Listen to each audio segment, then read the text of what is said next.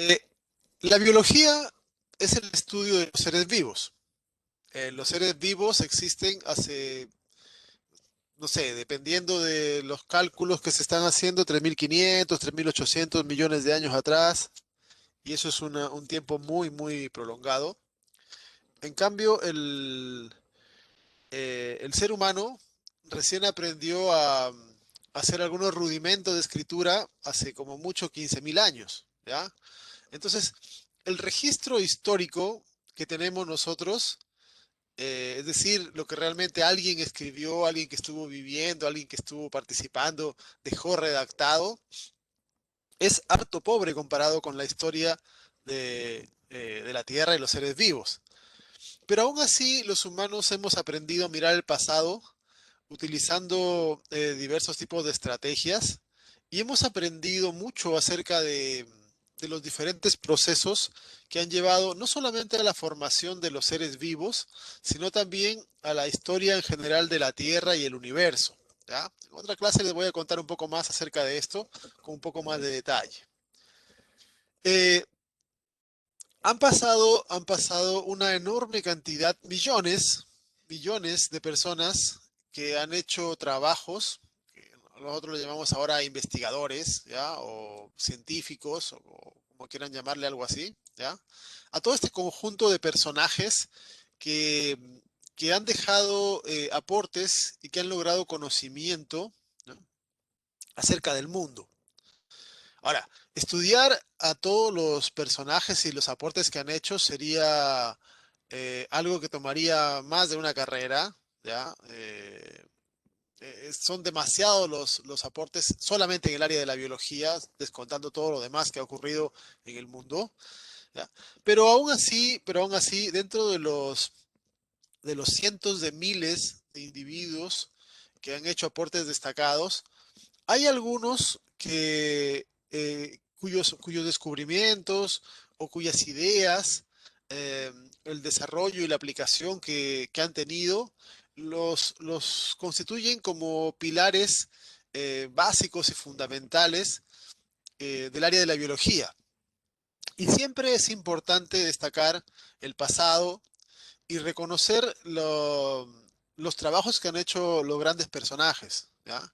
Eh, no es mi intención de que ustedes se aprendan las fechas o los detalles de cada uno de los trabajos que vamos a mencionar acá, a pesar de que no son muchos, pero la idea es de que ustedes conozcan un poco acerca de cada personaje y algunas cositas que podemos destacar con respecto a los grandes aportes que han hecho en alguna de las áreas de la biología o de la biología en términos generales, ¿ya? Como nuestra cultura occidental está basada esencialmente en los griegos, si ustedes revisan cualquier cosa en el área de la sociedad occidental, cualquier cosa nos remonta a los griegos. ¿Ya? La filosofía, la política, el arte, cualquier cosa nos remonta hasta los griegos. Son como nuestra base cultural. ¿Ya? Eso no significa de que en el otro lado del mundo no haya habido aportes importantes, ¿ya? En la China, en la India, Japón, etcétera. Pero vamos a dejarlos un poco de lado para centrarnos en la línea cultural que nosotros conservamos, ¿ya? Así que dentro de los personajes, como les digo, aquí probablemente me van a faltar muchos y tal vez ustedes conozcan más de otros personajes que han sido aportes importantes, ¿ya? Y por una cuestión de tiempo no vamos a pasarlos a todos y solo he querido destacar a algunos cuantos, ¿ya? Que están indicados acá porque nos aportan algunas ideas bastante interesantes con respecto a diferentes partes del estudio de la biología, ¿ya? Partamos con Hipócrates. Tal vez ustedes han escuchado de él, ¿ya? Se lo conoce como el padre de la medicina, o uno de los padres de la medicina, ¿ya? Ah, hace más de 2000 años, o casi 2500 años ya, eh, eh, desarrolló una serie de trabajos en gran parte intuitivos, algunos que tenían ya cierto tipo de método, ¿ya? Para poder desarrollar y tratar enfermedades. Una de las cosas que Hipócrates y sus contemporáneos desarrollaron o consideraban era la teoría de los cuatro humores, ¿ya? Humores vendrían a ser algo así como fluidos, ¿ya? Que cada individuo tenía. Entonces, consideraban de que los seres humanos teníamos en nuestro interior cuatro tipos de humores. ¿Ya? Llámenlo fluido en su cabeza para que quede más entendible. Que serían la sangre, la flema, ¿ya? La bilis amarilla y la bilis negra. ¿Ok? Y, y la proporción de esos humores en nuestro interior hacía que cada persona fuese diferente.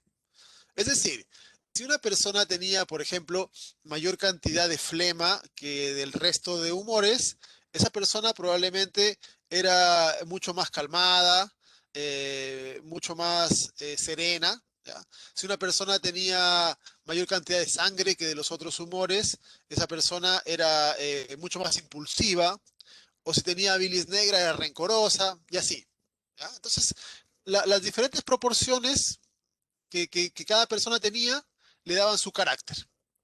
Y además, Hipócrates planteaba de que las enfermedades, o por lo menos gran parte de las enfermedades, eran consecuencia de la alteración de este balance de humores. Es decir, si la persona aumentaba uno de sus humores o bajaba, la persona se enfermaba. ¿Ya? Si bien ahora nos puede parecer un poco ridículo la idea del balance de los humores de Hipócrates, si nosotros hacemos un pequeño cambio en las palabras, nos aparece como algo completamente diferente. Porque imagínense que en lugar de hablar de humores, nosotros hablamos de hormonas o de neurotransmisores. ¿Ok? Y en realidad nosotros, los seres humanos, y en general los animales, somos lo que somos y tenemos el carácter que tenemos y desarrollamos y pensamos y tenemos la personalidad que tenemos gracias a una serie de balances hormonales y de neurotransmisores. ¿Ya? Si una persona tiene, por ejemplo, normalmente una persona tiene mayor producción de oxitocina que lo usual, es una persona que tiende a enamorarse fácilmente. ¿Ya? Si una persona tiene menor cantidad de dopamina, es una persona que va a estar, que va a tender a la depresión. Y así. Entonces, en realidad, más allá de dejando de lado el tema de los humores, etcétera, que en esa parte se equivocaron, sí acertó en algo importante. El ser humano, el ser vivo, es balanceado. ¿Ok? Y eso vamos a ver de que después tiene importancia porque forma parte de uno de los principios de la biología. Tiene que haber un equilibrio en el ser vivo, ¿ok? Un equilibrio neuronal, en este caso de neurotransmisores, de hormonas, etcétera. Y realmente si existe un desbalance en las proporciones de neurotransmisores producidos, de hormonas producidas, nos enfermamos, ¿ok? Entonces, dejando de lado la parte que se equivocó, vamos a rescatar de que se dieron cuenta ya de que para mantener la propiedad que conocemos como vida, ya hacía falta de que haya un equilibrio, ¿ya? Y eso va a ser una de las cosas que se vinieron desarrollando eh, permanentemente y que ahora vamos a revisarla más adelante como uno de los principios generales de la biología, ¿ok? Hipócrates. Profe, Dime. ¿cuánta eras flema, sangre, bilis negra y bilis blanca o no? Bilis amarilla, bilis negra, Ah, bilis flema y amarilla. sangre. ¿Ya? La combinación de estos daba cuatro tipos de caracteres a las personas. Linfática, sanguínea, biliosa y nerviosa. ¿Ya? Eso es lo que consideraban ellos. ¿Ok? Pueden buscarlo si quieren, si les interesa, como una cuestión cultural, ¿ya? Estas teorías, ¿ya? Eh, Son interesantes desde el punto de vista de que ya nos indican cómo el hombre empezaba a analizar cosas y aunque las respuestas no fuesen correctas, algunas de esas respuestas ya enfocaban algún camino acerca de cómo funcionan los seres vivos. ¿Ya?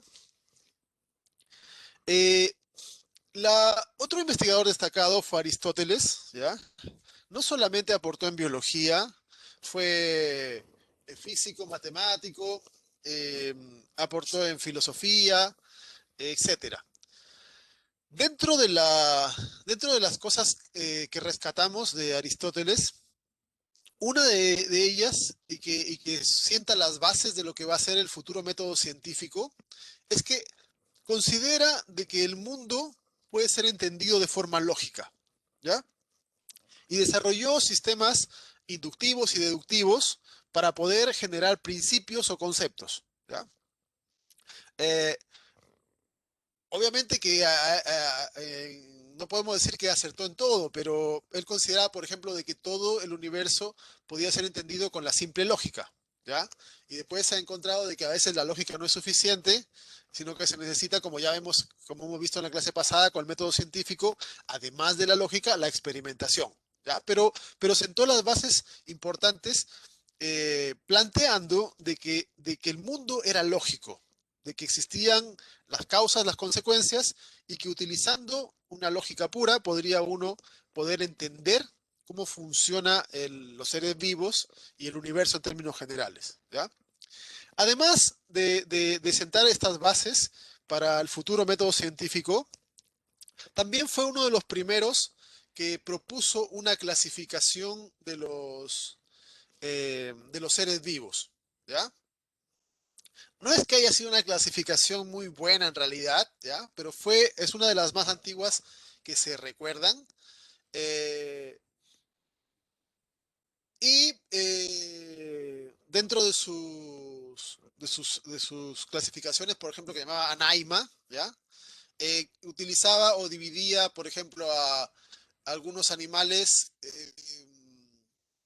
con poco significado, ¿ya? Es decir, por ejemplo, en el caso de los animales, los clasificó en cuadrúpedos que ponían huevos, que no ponían huevos.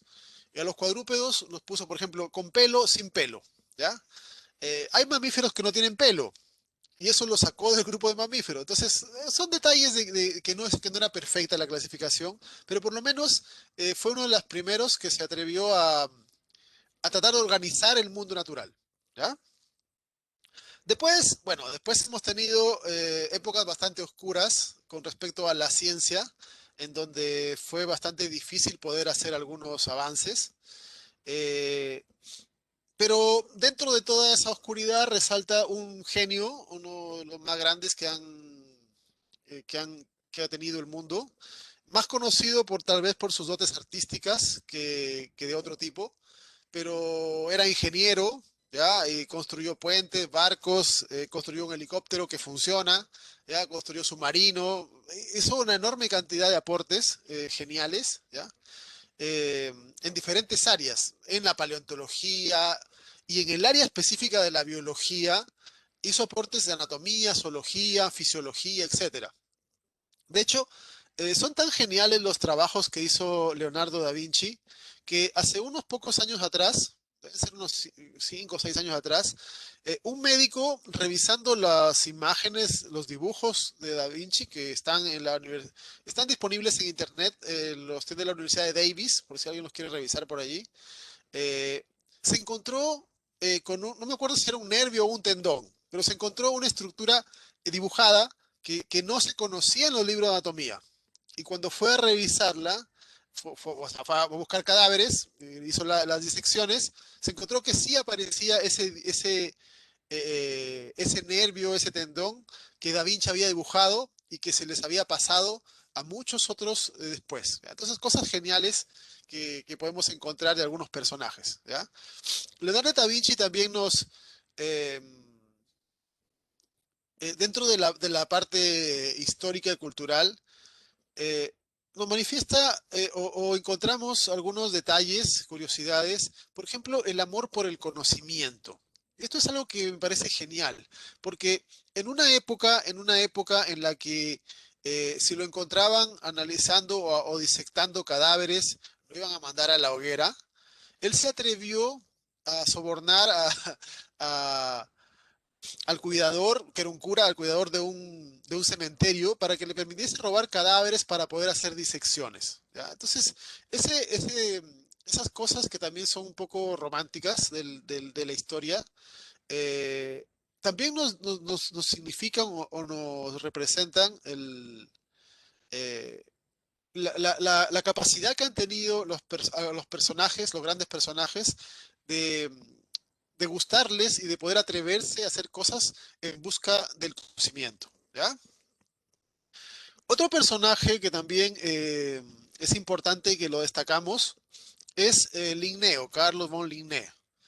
Eh, Dentro de los aportes, el que más se destaca con respecto a Linneo es su sistema de clasificación, ¿ya? Bueno, hay que ser honestos que para la época en que él existía no se conocían el mundo microscópico, así que él solamente dividió a los seres vivos en animales y en plantas, ¿ya? También hizo una clasificación de minerales, pero lo que nos importa es biología. Él clasificó animales y plantas. A los hongos los puso dentro de las plantas, un error que después fue modificado. Eh, y no tenían idea nada de lo que era microbios, ¿ya? Pero a pesar de los errores en la clasificación, el sistema de Linneo ha sido tan bueno la forma en que ordenó los reinos en géneros, en clases, en familias, en especies, y esta forma tan buena de clasificar han servido como base y de hecho, las clasificaciones actuales taxonómicas de los seres vivos siguen utilizando el mismo sistema binominal que fue propuesto por Linneo hace 300 años atrás, ¿ya? Entonces, otro personaje que destaca en ese sentido. Otro más, y al cual le debemos la acuñación del término biología, él utilizó las raíces latinas para, para estudio y para vida, para agrupar a todo este conjunto de ciencias que estudiaban a los seres vivos.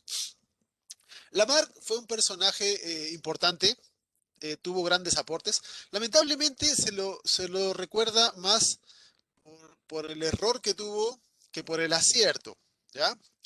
En una época en la que estaban determinando cómo ocurría el proceso evolutivo, ¿ya? La evolución en el ámbito de la ciencia nunca ha sido una duda. Existen demasiadas evidencias de que la evolución ocurre, existe. eh, Eso nunca se ha discutido porque es demasiado evidente. Lo que siempre se ha discutido es cómo ocurre, ¿ya? ¿Cómo ocurre? Y el cómo ocurre ha generado una enorme cantidad de hipótesis diferentes. Y Lamarck proponía eh, que los seres iban cambiando paulatinamente en conjunto, una población en conjunto, ¿ya? Eh, Tenía una colección en su momento tenía la colección de fósiles más grande del mundo, tuvo una enorme cantidad de aportes en paleontología, pero lamentablemente sus ideas fueron apacadas por Darwin, que propuso la teoría de la selección natural. Vamos a conversar un poco más adelante en otra clase de esto. Y eh, de forma irónica, las colecciones de fósiles que tenía, que tenía Lamarck apoyaban la teoría de Darwin, ¿ya? Que a la fecha la selección natural se constituye como la forma más común en las cuales evolucionan los seres vivos, ¿ya? Eh, Otro personaje importantísimo que sentó las bases para poder comprender de manera, eh, de manera íntegra, de manera holística, el proceso de la vida y todas las ramas de la biología. ¿Ya? El proceso evolutivo incluye y explica todas las áreas biológicas de una manera genial. Otro investigador destacado fue Pasteur.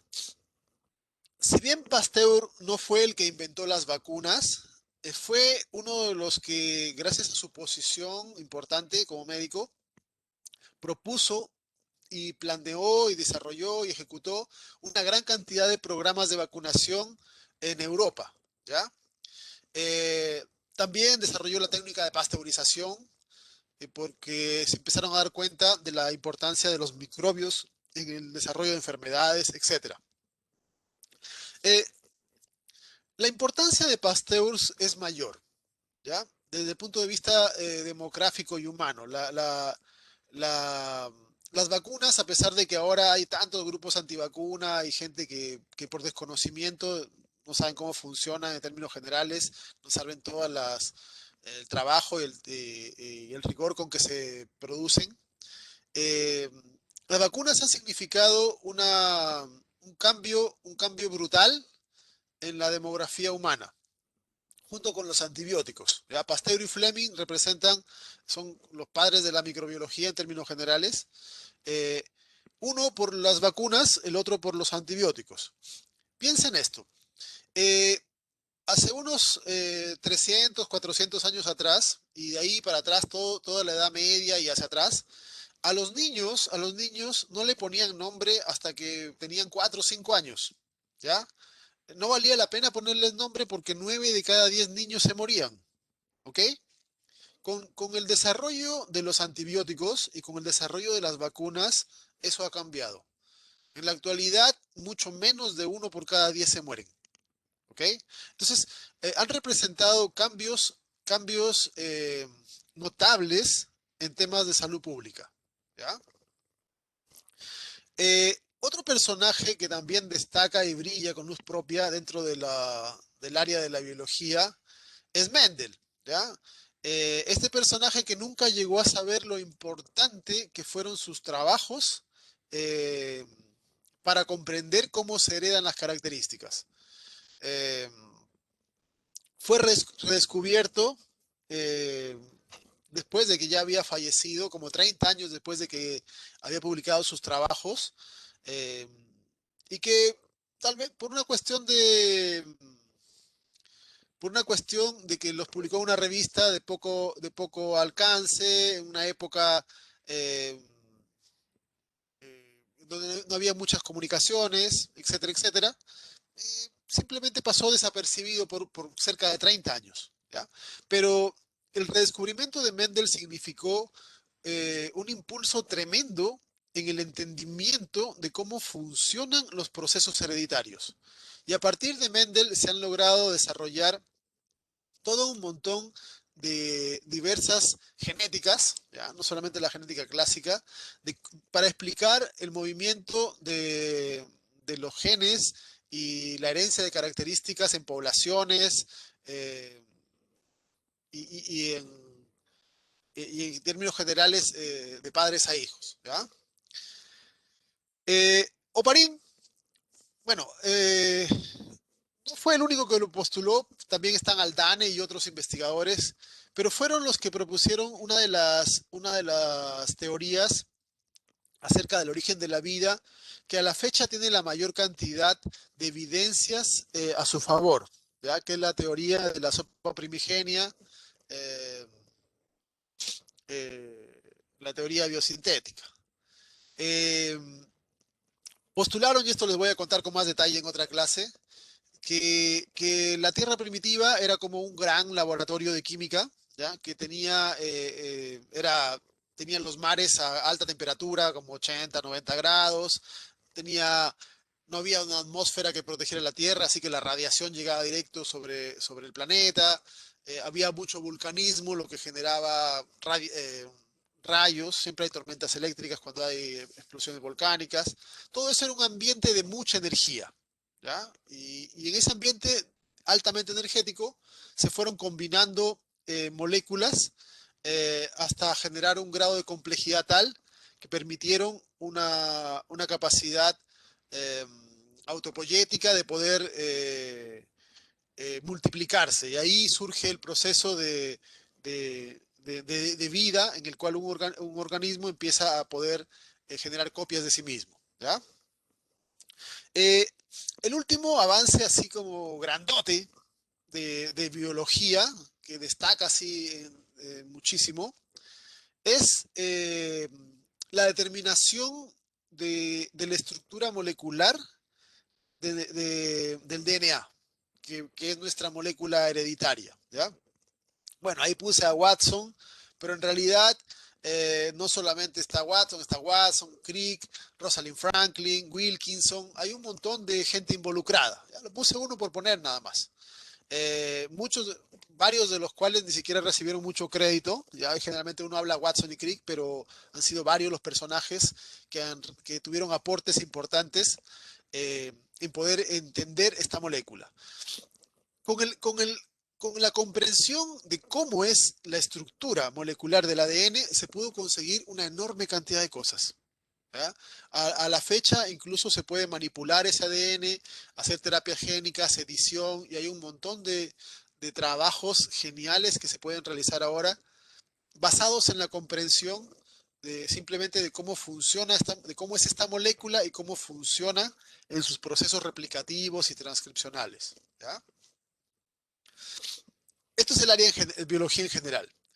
Dentro de la biología que vamos a empezar a estudiar en esta unidad y la siguiente, eh, la biología celular la vamos a destacar por sobre las demás, ¿ya? Dentro de la biología, como les digo, hay muchas áreas. Biología molecular, biología celular, bioquímica, genética, biología ambiental, paleontología, montones de formas de biología, ramas de la biología, ¿ya? De todas las ramas de la biología, probablemente la, una de las ramas más básicas o centrales de la cual se derivan muchas otras es la biología celular, ¿ya? La biología celular. Y la biología celular eh, viene a ser una de las ramas centrales de la biología por la sencilla razón de que la célula es el elemento estructural básico de los seres vivos, ¿ya? Vamos a hablar más adelante de lo que es teoría celular y van a ver ustedes cómo la célula se constituye como el elemento central de todos los seres vivos. Más allá de que algunos sean unicelulares, multicelulares, diferentes células procariotas, eucariotas. En general, la célula es una de los elementos centrales de la vida.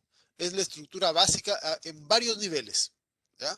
Y a partir, y a partir de la comprensión de cómo una célula se constituye, se organiza y funciona, uno puede, a partir de ese conocimiento, poder desarrollar conocimientos en cómo funciona un órgano, cómo funciona un tejido, un organismo completo, el comportamiento de un organismo, etcétera, etcétera.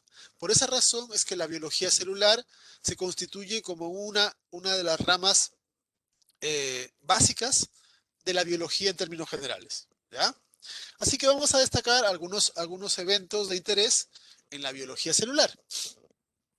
La biología celular parte cuando Robert Hooke observó células de un árbol de corcho, ¿ya? En realidad no observó células, tampoco fue el primero, ¿ya? Eh, en esa época se estaban desarrollando los lentes, que ahora los conocemos como microscopios, ¿ya? Para formar y poder visualizar estructuras más pequeñas. Y ya habían varios que habían encontrado y habían hecho observaciones microscópicas. La particularidad que tiene Hooke es que fue el primero que presentó un trabajo, una publicación, mostrando estas estructuras del corcho, ¿ya? Que ni siquiera son células, son restos celulares, pero ya tienen la estructura que ha dejado la pared celular, la parte exterior, y de hecho son las que le dieron el nombre como celdilla a la célula tal cual la conocemos, ¿ya? Eh, además de Hooke, muchos otros investigadores empezaron a hacer observaciones de diferentes cosas. En realidad empezaron a observar todo lo que se les ponía al alcance, sea orgánico, sea inorgánico, cosas que venían de seres vivos, cosas que venían de la naturaleza, que no eran de seres vivos. Era un juguete nuevo, el microscopio, y empezaron todos los que podían a observar lo que pudieran, diferentes cosas. Algunos lo hicieron por curiosidad y otros lo hicieron con un poco más de criterio y empezaron a encontrar diferencias en las cosas observadas. Así también destaca, por ejemplo, Leeuwenhoek, que permitió hacer diferencias entre tipos celulares y empezaron a surgir ya algunos nombres de microbios, protozoos, bacterias, hongos, etcétera. Ya empezaron a poner el nombre a las cosas microscópicas. Eh, y así se pasaron casi 200 años haciendo registros, no las mismas personas obviamente, pero diferentes científicos, registros de observaciones microscópicas. Hasta que eh, una pareja de alemanes, ¿ya? Dos investigadores, uno era zoólogo, el otro era botánico, eh, no solamente querían describir a los animales y las plantas a nivel anatómico, grande, morfológico, sino también a nivel microscópico. Y empezaron a notar algo que ya se venía repitiendo en otros trabajos, que cuando se ponía bajo el microscopio eh, cosas, material, muestras que venían de un ser vivo, siempre encontraban células. Y cuando observaban cosas que venían del ambiente de una entidad no viva, no habían células. Entonces, haciendo un recuento de sus trabajos, más los trabajos de muchos otros, postularon la teoría celular. ¿Ya? Y la teoría celular, que la vamos a ver con más detalle más adelante, es una serie de postulados o principios que diferencian a los seres vivos de otros seres. Y el postulado básico o central de la teoría celular dice justamente que los seres vivos están formados por células, ¿ya? Y los seres que no están vivos no tienen células. Ese es un postulado básico importante y que es una de las diferencias más importantes que tenemos los seres vivos con los no vivos, ¿ya? Después vamos a ver detalles de la teoría. Eh, Siguieron haciéndose descripciones eh, de diversas estructuras, empezaron a aplicarle cosas a las muestras, desarrollaron un montón de pigmentos que hasta ahora se utilizan para poder resaltar componentes microscópicos. Con eso consiguieron ver eh, mitocondrias, ver aparato de Golgi, distinguir núcleo, etcétera, etcétera. Y así fueron dándoles nombre y más o menos asociando funciones a los diferentes organelos que encontramos en las células eucariotas. ¿Ya? El siguiente impulso grande en la biología celular eh, constituye la invención del primer microscopio electrónico. Eso fue por Rushka. ¿Ya? eh, un avance técnico impresionante que aumentó 1000 veces la capacidad de observación. Fíjense esto, los microscopios ópticos que uno utiliza en laboratorio tienen más o menos, pueden aumentar el tamaño de las cosas unas 1000 a 1200 veces más o menos. Eso es lo que pueden aumentar la microscopía óptica. ¿Ya? La microscopía electrónica puede aumentar, puede hacer que se vean más grandes las cosas más de 1 millón de veces. ¿Ya? Más de 1 millón de veces. Entonces, con esto se logró poder visualizar una enorme cantidad de cosas que antes no se veían incluso. Por ejemplo, los virus. ¿Ya? Que todavía no se conocían y que gracias a la microscopía electrónica pudieron eh, conseguir un aumento suficiente para poder visualizar a estas estructuras. ¿Ya? Hay varios tipos de microscopía electrónica, de escaneo, de transmisión, etcétera, y que nos pueden permitir ver los objetos de diferentes formas. Eh, el último evento de palabras mayores en la biología celular es la clonación. ¿Ya? Eh, la clonación es un proceso que, que el hombre ha querido hacer, bueno, y ha hecho en realidad durante mucho tiempo, a veces de forma inconsciente. Por ejemplo, con las plantas se pueden hacer clones, ¿ya? Eh, Saben de que si uno toma un pedazo de rama y lo pone en tierra, en agua, a veces salen raíces y eso no sería un clon, porque tendría el mismo genoma, ¿ya? Con plantas no es difícil. Con animales es más complicado. Con animales sencillos se mostró que tampoco era complicado, ¿ya? Lo complicado ha sido poder hacer clonación con mamíferos, ¿ya? Pero aún así se consiguió. La famosa Dolly, ya hace ya como 25 años más o menos, ¿ya? Y de ahí el hombre ha empezado a clonar todo lo que ha podido, ¿ya? En algunas cosas mascotas por cuestiones de eh, gente que tenía, que le sobraba la plata, ¿ya? A veces por investigación, por diferentes razones. Eh, la clonación de mamíferos no es un paso menor, ¿ya? Ha sido consecuencia de manejo in vitro de células, de poder tener comprensión de la regulación hormonal de montones de procesos, de tener la comprensión de los procesos de desarrollo embrionario, un montón de trabajo que está para poder llegar a hacer un trabajo de este tipo, ¿ya? Lo que no se sabe a la fecha es si es que ya se han hecho clones humanos o no, ¿ok? Eh, por lo menos se sabe de dos grupos que tenían la intención de hacerlo, ¿ya? Hay un grupo en China que dijo que sí tenían un clon que habían logrado, no se ha comprobado nada, la verdad. Bueno, de China sacar información no es tan fácil. Y también había un grupo de un médico multimillonario italiano que quería agarrar un barco y hacer un laboratorio en alta mar. En alta mar no hay leyes internacionales que prohíban nada, como si en tierra firme, y había dicho que quería clonarse. Bueno, no sabemos en qué estado está, pero lo más probable es de que en algún momento aparezca algún clon humano, ¿ya? Los humanos tenemos esa naturaleza de que si podemos hacer algo, lo vamos a hacer.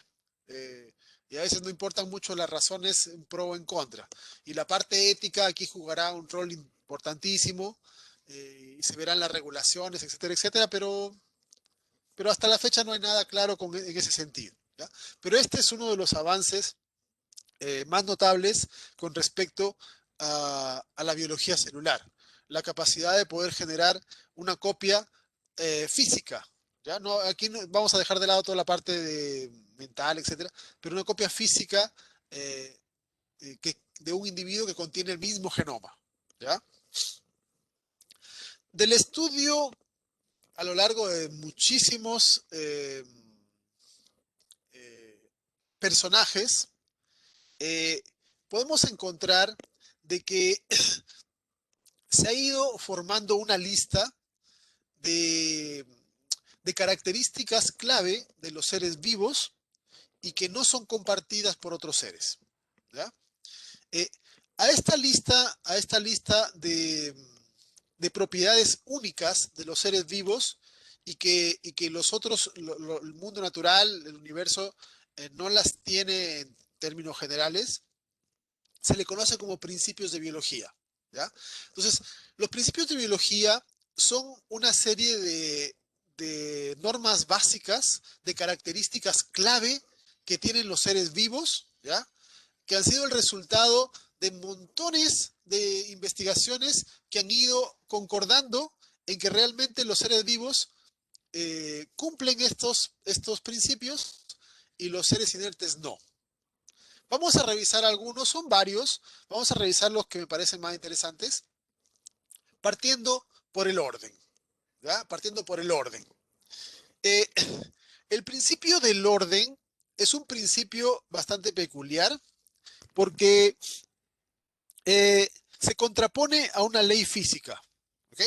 No sé si ustedes conocen algo de termodinámica, han visto termodinámica, las leyes, ¿ya?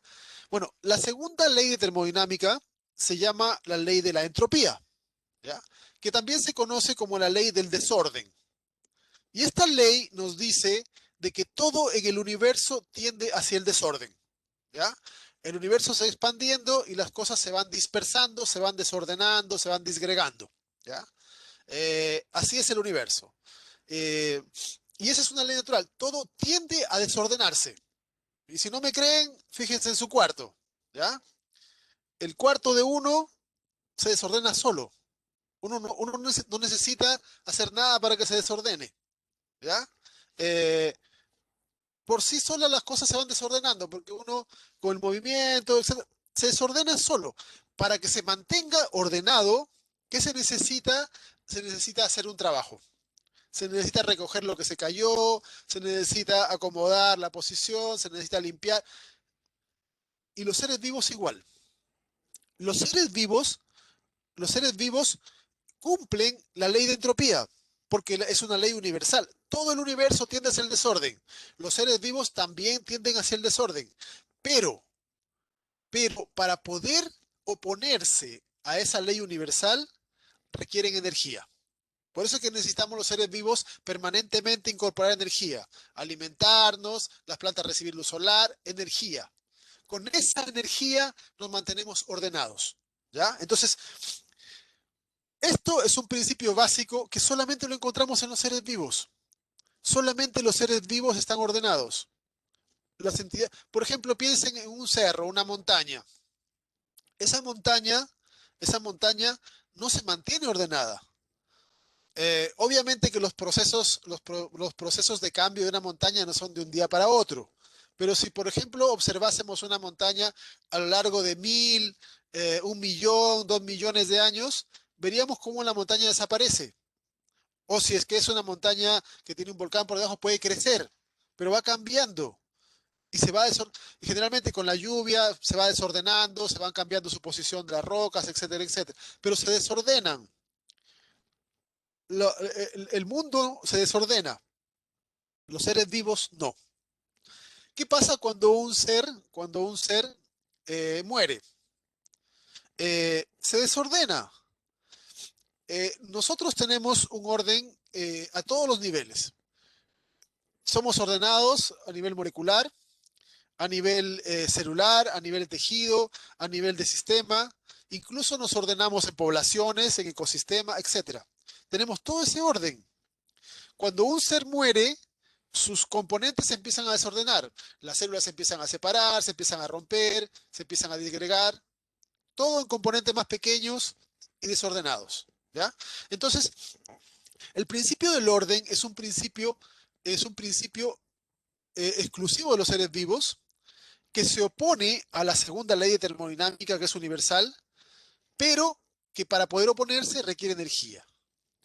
El principio del orden se relaciona con el principio de la homeostasis. La homeostasis vendría a ser así como el conjunto de todos los equilibrios que tiene un ser vivo. ¿Ya? Eh, Esto, por ejemplo, lo volvemos a Hipócrates, que hablaba del equilibrio, ¿ya?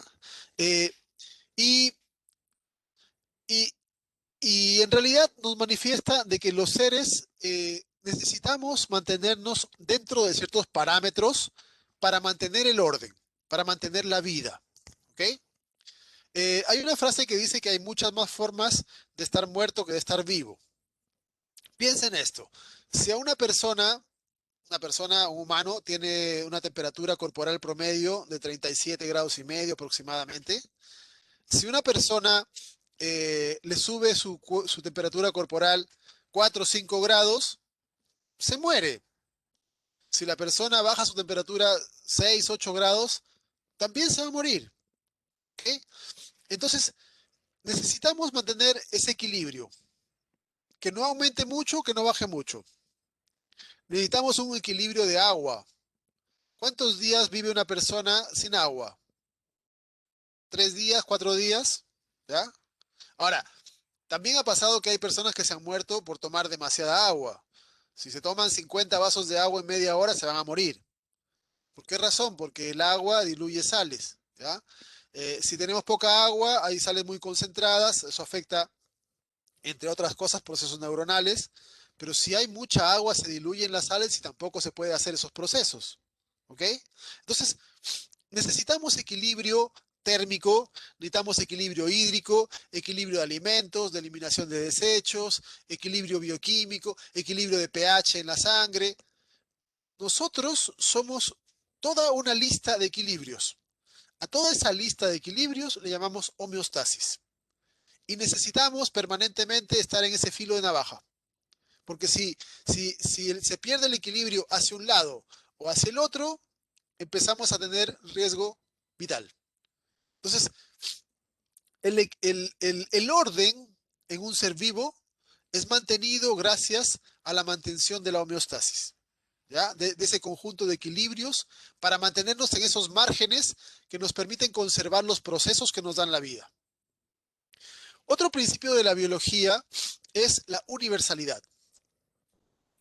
La universalidad se refiere a que si ustedes analizan una célula de cualquier ser vivo que se les ocurra, bacteria, planta, hongo, animal, lo que sea, van a encontrar cosas comunes.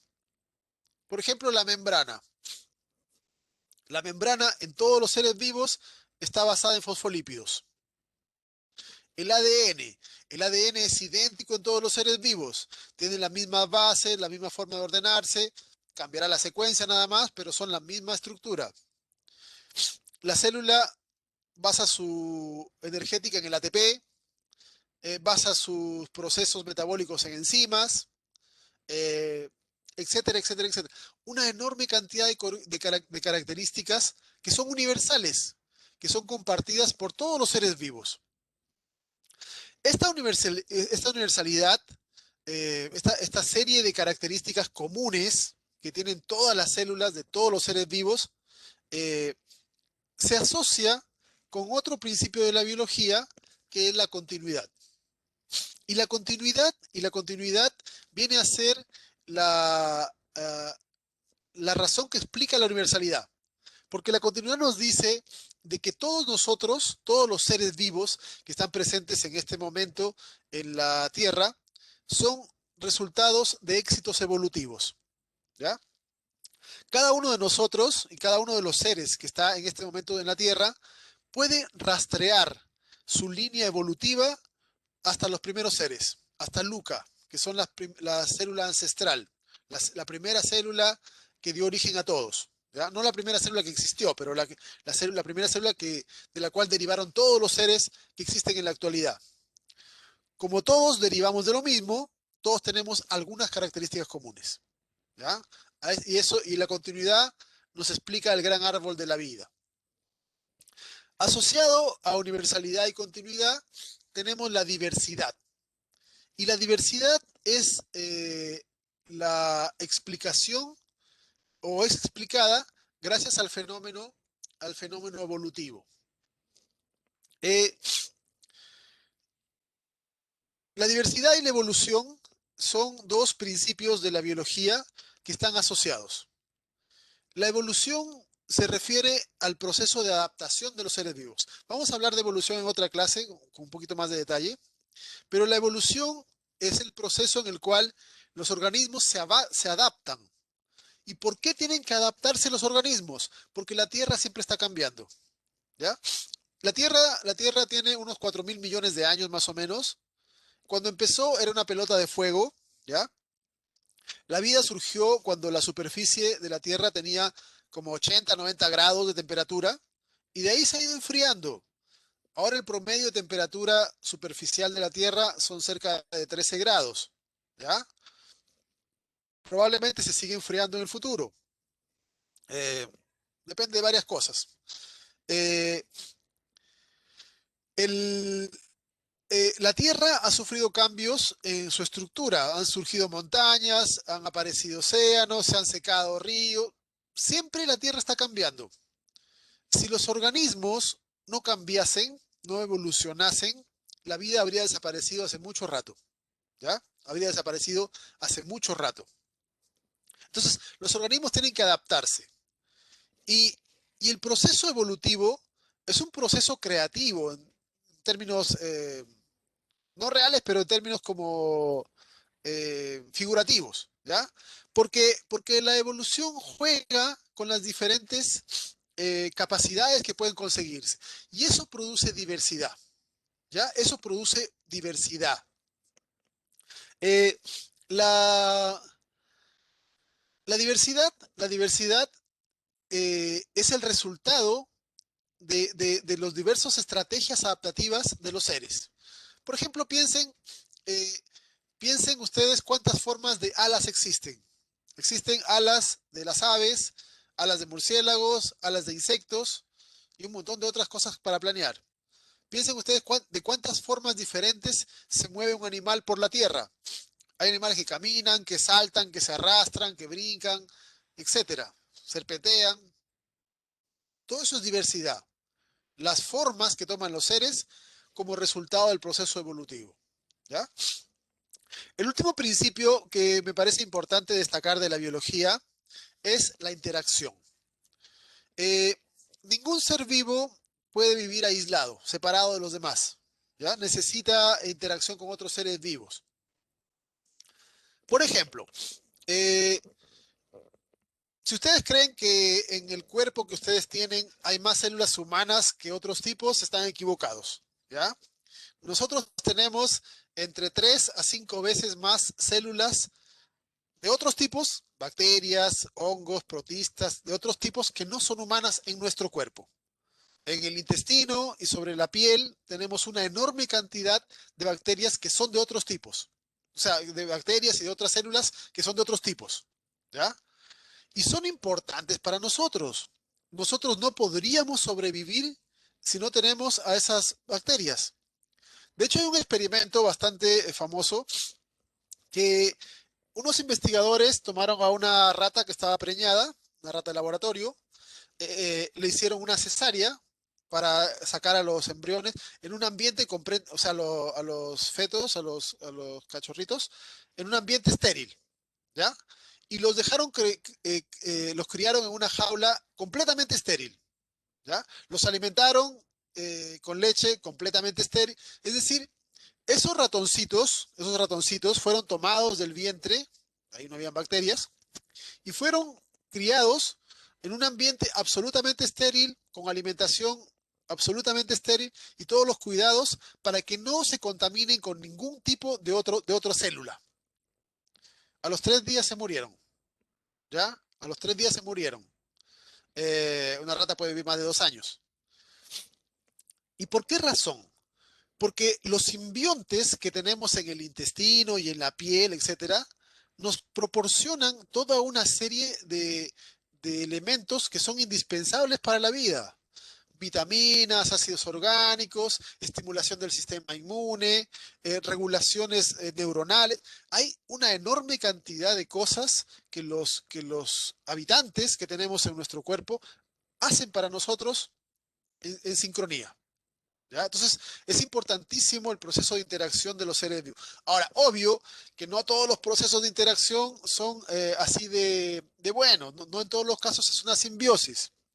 Hay depredación, hay parasitismo, etcétera, pero también son relaciones entre seres vivos que son necesarias de un tipo a otro. ¿Ya? Eh, el último, el último punto que vamos a tratar en esta primera parte es el tema de la teoría celular para destacar algunos detalles. ¿Ya? La teoría celular fue propuesta por Sladen y Schwann eh, y contenía varios postulados, muchos de los cuales se han descartado porque resultaron ser erróneos, pero hay 3 postulados que se conservan y luego se agregó uno más por otro personaje que, que son importantes y que representan algunas de las características asociadas o que derivan o que aportan a la fundamentación de cómo son los seres vivos. ¿Ya? Y el principio básico, que ya se los dije hace rato, es que todos los organismos están compuestos de células. ¿Ya? Eh, Ese principio es universal. Ese principio lo cumplen todos los seres vivos. No se conoce ningún ser vivo que no tenga células. Tal vez si las misiones de Marte o de otras partes conducen a la aparición de vida, podemos encontrar cosas diferentes. Pero por ahora, toda, todo ser vivo que se ha encontrado tiene células. Y todas las células son parecidas. La misma estructura de membrana, ácido nucleico, proteínas, etcétera, etcétera. Eh, Otra de los postulados que propusieron esta pareja de alemanes es que las funciones vitales de los organismos ocurren adentro de las células. ¿Ya? Eso no es del todo cierto, porque, por ejemplo, cuando nosotros nos alimentamos, hay cosas que ocurren afuera de las células. Por ejemplo, piensen en la boca. Si ustedes mastican algún pan, allí en la boca ya se están generando procesos de degradación del almidón. ¿Ya? Eso está fuera de las células. En el intestino también. En el intestino también hay degradación, en el estómago hay degradación. Eso está fuera de las células. ¿Ya? Estará dentro de nuestro cuerpo, pero afuera de las células. Pero, pero si, por ejemplo, analizamos una célula, ¿cuántas reacciones metabólicas diferentes ocurren en el interior de una célula? Vamos a encontrar miles, ¿ya? 8.000, 15.000, depende de la célula. Pueden ser más. Reacciones químicas diferentes, ¿ya? Comparadas con las menos de 20 que pueden ocurrir afuera. Entonces, en realidad, la mayor parte de las funciones vitales ocurren adentro de las células y una que otra ocurre afuera. Entonces, tiene una pequeña excepción ese postulado. El otro postulado que nos dice que cada célula contiene material hereditario también tiene excepciones. No sé si conocen alguna célula que no tenga ADN. Los humanos tenemos algunas. Glóbulos rojos. Los glóbulos rojos, por ejemplo, ¿ya? También podemos considerar las plaquetas, aunque las plaquetas en general no se consideran células, sino restos celulares. Eso lo vamos a ver después. Pero en fin, los glóbulos rojos son células, pero no tienen material genético, ¿ya? No tienen núcleo, no tienen organelos. eh, por lo tanto, son una excepción a este postulado. Ahora, que un glóbulo rojo no tenga núcleo no es importante, porque el glóbulo rojo no es una molécula que vaya a producir los gametos y la herencia. Así que simplemente es una célula especializada, ¿ya? Entonces, en algunos organismos multicelulares pueden haber células que no contienen material, ¿ya? Pero son excepcionales. En general, el resto de las células sí contienen, ¿ya? Otro postulado más que fue agregado por Virchow es que las células provienen de otras células preexistentes. Y esto se relaciona con el principio de continuidad, ¿ya? La vida apareció una vez, una sola, y de ahí no ha dejado de existir, ¿ya? Algunas ramas de la vida se han perdido, pero otras ramas siguen proliferando. Eh, en la actualidad, la teoría celular llamada moderna, pero en realidad es teoría celular nada más, se le han agregado otras cosas, ¿ya? La teoría celular moderna, además de que comprende los principios básicos, se le han agregado otras cositas, ¿ya? Se le han agregado otras cositas, otros detalles, por así decirlo, para poder comprender mejor los seres vivos. Por ejemplo, se le ha agregado de que los organismos pueden ser unicelulares o multicelulares. Se les ha agregado de que todas las células tienen como base el ADN como molécula de herencia. Se ha agregado de que los principios de producción energético ocurren dentro de las células. Y así, una serie de pequeños detalles con respecto a la teoría celular. Lo más importante, lo más importante de la teoría celular es qué nos indica con respecto a la célula. Y la teoría celular nos explica que la célula es la unidad básica de los seres vivos en diferentes niveles. Es la unidad básica estructural, porque todos los seres vivos estamos formados por células. Es la unidad básica funcional, porque si tomamos un tejido, como funciona una célula, funciona todo el tejido, ¿ya? Entonces, bioquímicamente es la base del funcionamiento global. Es la unidad genética, porque contiene material hereditario. Y es la unidad reproductiva, porque todas las células que existen provienen de otras células. ¿Okay? Entonces, por estas razones es que aprender biología celular es tan importante, porque nos dice que conociendo cómo funciona la célula, podemos comprender mejor cómo funciona cualquier aspecto de los seres vivos. Porque la célula es la unidad básica en numerosos aspectos con respecto a la configuración de un ser vivo. ¿Ok?